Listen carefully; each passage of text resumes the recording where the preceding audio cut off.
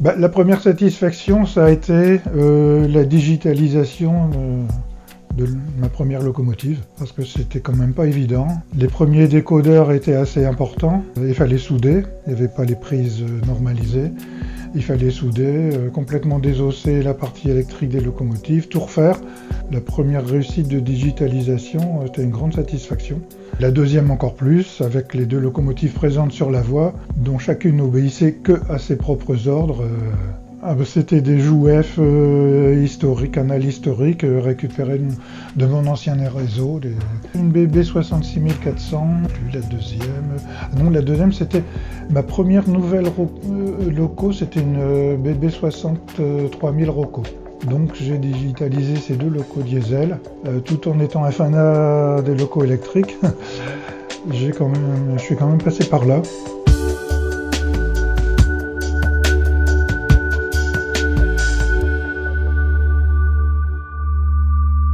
La première réussite en matière de décor, c'était la halle marchandise de ma gare principale. C'est le premier bâtiment fait maison complètement, en carton-plume, avec toiture en tuiles adhésives. Ça remonte quand même à plus de 10 ans, donc sur le réseau en construction actuellement, j'arrive à faire un peu mieux quand même. Pour moi, il était indispensable de coller à la réalité et d'enlever l'aspect neuf de tout ce qui est bâtiment, ou locaux, ou matériel. Les bâtiments ont été construits directement dans les matériaux qui permettaient de les vieillir le plus simplement possible. Mais tout ça s'est intégré dans l'atmosphère générale du réseau, qui représente une ligne ancienne. La ligne d'Écosse est ancienne. Tout ce qu'on trouve comme bâtiment autour de cette ligne, c'est assez ancien aussi.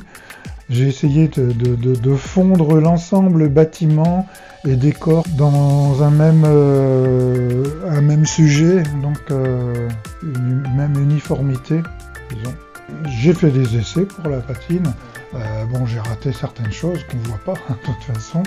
Avec l'expérience, c'est devenu relativement facile.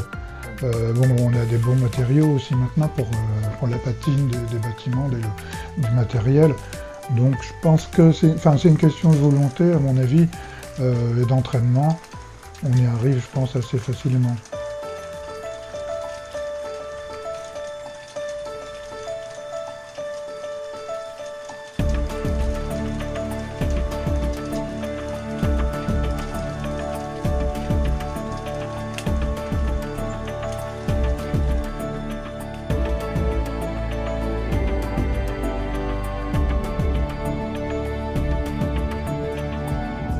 La première reconnaissance, c'est le numéro spécial de Loco Revue qui est consacré au réseau. J'ai reçu l'équipe de Loco Revue qui a fait quelques photos, mais qui m'a laissé me débrouiller pour la rédaction et les photos de l'article. Donc ça m'a énormément plu parce que c'est un travail très gratifiant en fait de rédiger un article. Ça apporte un plus dans le prolongement du réseau. Ça permet d'exposer quelque chose qui n'est pas montrable à tout le monde. Le fait de le présenter dans un numéro de Loco Revue, ça permet d'expliquer beaucoup de choses, de faire prendre connaissance du réseau à quasiment tous les modélistes.